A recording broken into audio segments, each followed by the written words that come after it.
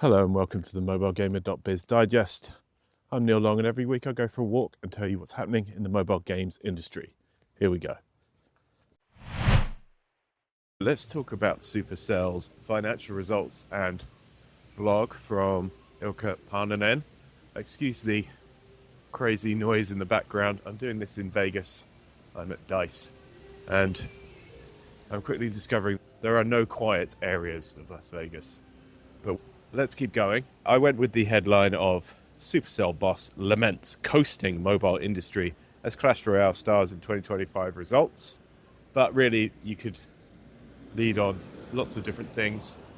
By the numbers, revenue was down 4% year over year. Profitability, as measured by EBITDA, up 6%. Basically $1 billion in profit for 2025. 290 million monthly active players. Lots of other big numbers. There was a call for the media as the results were announced where we got to ask a couple of questions. I asked about Moco, Boat Game and Project Rise because there was just no mention of Moco anywhere in Paananen's blog, even though this game is technically a worldwide launch. It is out now worldwide, playable for anyone, and it has undergone a reboot of sorts.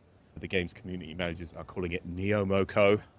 And I wondered if that was the last roll of the dice on the game before it gets killed, because we saw a similar reboot on Squad Busters shortly before that game was discontinued. But Ilkka said, no, I wouldn't say that when asked if it was the last roll of the dice for that game. And they're taking player feedback. They'll launch when they're ready. Same deal with Boat Game and Project Rise. And the other bit that wasn't in the annual blog, Paananen was very clear on the importance of immigrants to Supercell and to Finland. He said, I want to say very clearly that Supercell wouldn't be what it is today. We wouldn't have achieved the results we just did without these extremely high-skilled people who choose to move to Finland. He continued, these people make us better, make our games better, and I actually believe they also make Finland better. The bit that was in the blog is the headline phrase, not an industry thriving, an industry coasting.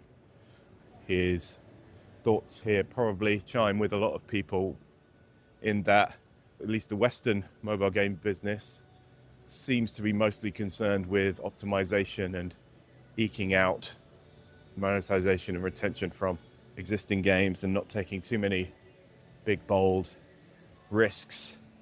And of course, this transitioned into a little bit of a sales pitch for people who want to change that. Ilkka said that founders and game makers with new ideas should apply to join the company through either its Spark program, the AI Innovation Lab, or Supercell Investments, the VC arm of the company. And on a related note, headcount is up 30% year on year, and Supercell is doubling its investment in new game development. Its AI Innovation Lab will also triple in size. So in Supercell's words, Supercell is putting its money where its mouth is, which I think is good. You know, if you are in the position of a Supercell where you are making $1 billion of profit and you want to see more innovation, then you need to create the right circumstances for that to happen. And actually, maybe should have made a bigger thing of this, where Ilkka actually admits to not fully creating the right environment for new game teams to truly thrive. He says, quote, for over 2 years, I've talked about new game teams operating like startups. Honestly, we only went partway there.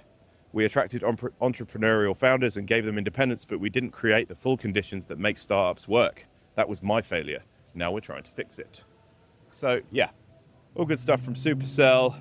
There's some other stuff in there about how player sentiment helps new features catch fire and have helped the game's growth.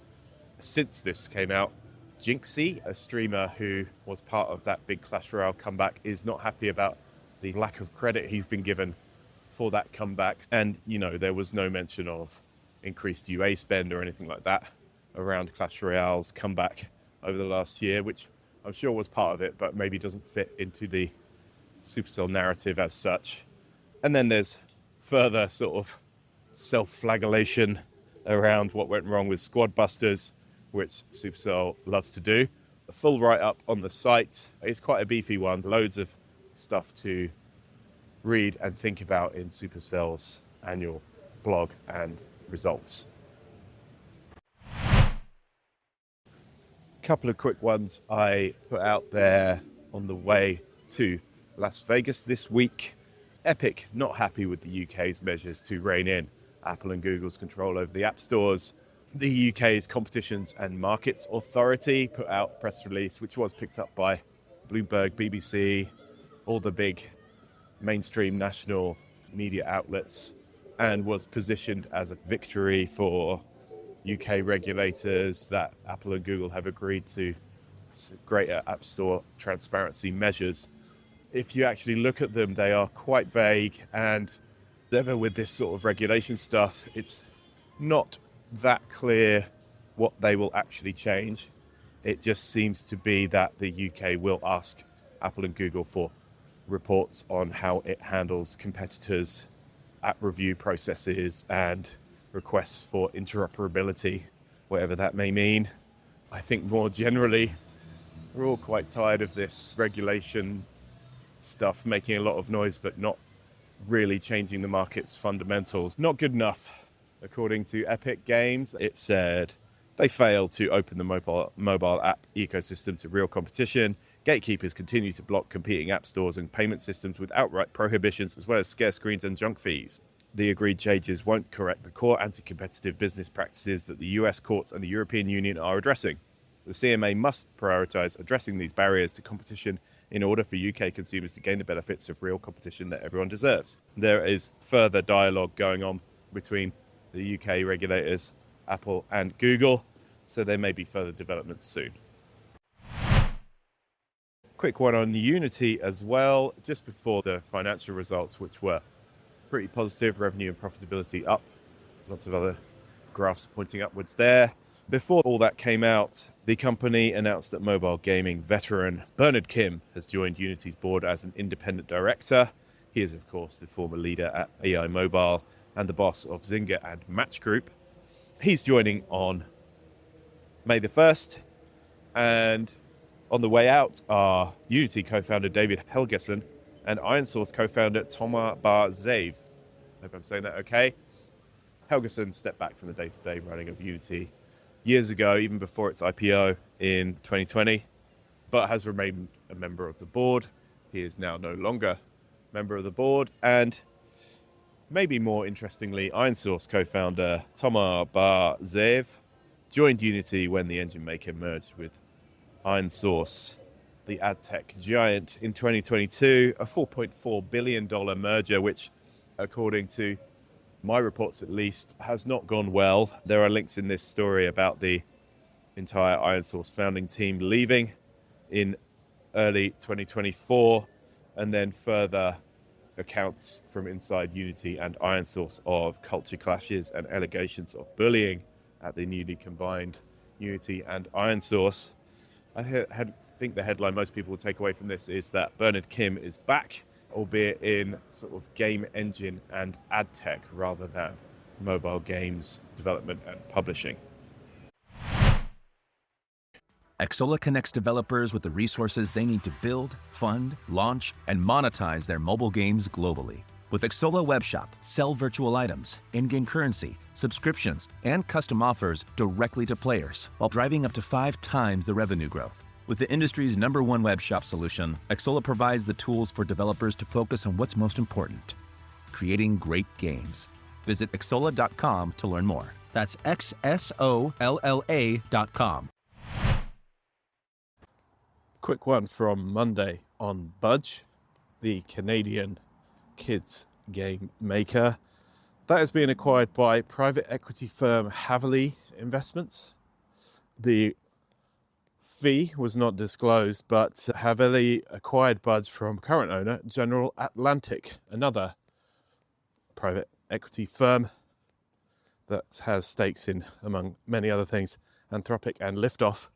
It is based in Texas, USA, and looks like more of a tech and gaming specialist. It has stakes in lots of other games companies: Behaviour Interactive, Matchmasters creator Candivore, London startup Studio Ameda Studios, RuneScape maker Jagex, Million Lords maker Million Victories, Lego Party publisher Fictions, and WTG, maker of World Tour Golf. Let's take a positive view. They may well pump a load of money into Budge so they can sweep up more of those licenses. On Monday, I wrote up the highlights in a nutshell from Roblox's latest financial results. I think it's interesting that if you look at the business as a whole, it made $3 million in profit in the last quarter. Losses were at $318 million in the last quarter. But the rise in revenue, rise in billings, and rise in daily active users got the markets excited, and the stock popped 20% on Friday. It's an interesting company, isn't it? They have a massive platform.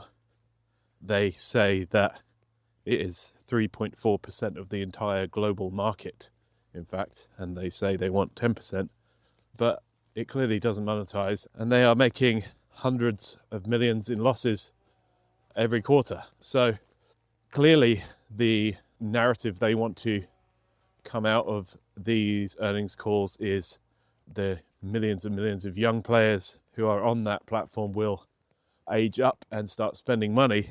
And of course, you've got another narrative in the background about AI as well, and world models in particular, after last week's Project Genie stuff, which caused the stocks to slide across the games industry. Roblox was hit by that. Roblox boss David Baszucki didn't really reference the Google stuff, but he did talk about world models. In fact, he says Roblox currently employs over 400 internally created AI models to help players create Roblox content, and its new 4D generation model will allow players to start building things with just a prompt. In a CNBC interview afterwards, he said, "I believe what you'll be able to do is vibe code the next Grow a Garden over the weekend," while also dismissing the idea that the rise of these AI coding tools will be a threat to Roblox's platform in general. There was mention of its advertising business in the call as well, but that was described as not particularly meaningful. It was described as modest and not a major contributor to the top line. I mean, you would expect and hope that Roblox does actually start reducing those losses and generating more profits at some point. But, traders don't seem to care. They were happy with the results.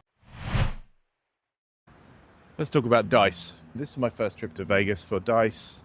I have been loosely aware of this as part of the industry events calendar. It is very high level, pretty small, and attracts some very big names. And this year they sent me a press pass, and I thought, okay, I should go. It's quite PC and console focused. So while I'm here, I did a quick news story for a website called VGC about Hideo Kojima discussing making a Metal Gear Solid shooter with Vince Zampella in around 2010, just as he was setting up Respawn. And I'm also writing an overall temperature check of the feeling at the event for Edge Magazine's email newsletter Knowledge, which is for quite a broad games industry audience. Not much mobile content here, but I think it is interesting talking to people at the event to get a sense of who they work for, what they're here for. A lot of developers chasing publishing deals and investment, mobile game monetization companies seeking business, possibly in the wrong place, because most people here are working in the PC and console space. And for that sort of temperature check piece, I'll give you a little preview of it here. But I think the sense overall is people are waiting for the next big wave of investment, and it's not here yet. Or people are waiting for this next wave of disruption or the big new shiny thing, and it's not here yet. And it doesn't feel like it's about to happen either. The vibes are quite bad for PC and console game makers compared to the overall feeling at something like PGC. Obviously the tributes to Vince and Pella were part of that overall downbeat mood, but it's a really good event in terms of people you might not ordinarily be in close proximity to. Some big people just knocking about. Mark Cerny, the PlayStation guy, Yoshida, another PlayStation guy, Bill Trennan, Nintendo of America. I'm pretty sure I held the door open for Suda51 at one point. So, as with every games industry event, really, great to meet different people from different bits of the industry, but also struggles. Megan Scavia, who runs DICE, at the opening of the event referenced affordability. She also talked about people being worried, people being scared for the future. I think in the games business, but also in America in general. So yeah, hard not to be a little bit downbeat coming away from this event. Tomorrow will be a little bit more celebratory. It's the DICE Awards, and there will be a more positive vibe there for sure. I will update you on all of that next week. Stay tuned. In Monday's jobs update, loads of moves here and there. The headline act is John Rosenblatt in at Supercell as Clash of Clans VP of Global Marketing. Rosenblatt, when he was at Ubisoft, was one of the first big interviews I did when I was a very young reporter over 20 years ago. He's still knocking around, so am I. He's now at Supercell. There's also big moves at Scopely, Netflix, Homer, Hutch, Small Giant, Plarium, Apple, Delphi, Play, Trailmix, Arcade, many, many more. Have a look at that report on the site. I'm sure you'll recognize someone you know. In Data Digest this week, a lot going on. NetEase has sold its 50% stake in Mattel 163 to Mattel for $159 million. Mattel now 100% owns that part of its business, which makes mobile card games like Uno and so on. Social Point hit 1 billion downloads according to a GamesBeat report. Liftoff Mobile's IPO has been delayed. There's a big App Magic 2025 report to dive into. Resident Evil Survival Unit, 5 million downloads for that one. Capcom's mobile sales down 39%. Square Enix profits rise on mobile and browser games, but revenue declines.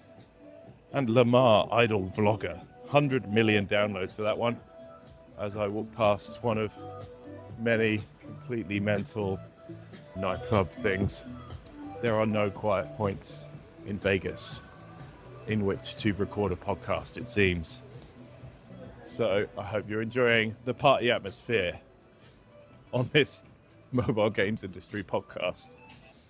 That's it for this week. Next week's podcast will have less background noise and will be more serene overall. I will be recording it from the Cotswolds rather than Las Vegas. Thank you for listening. Goodbye.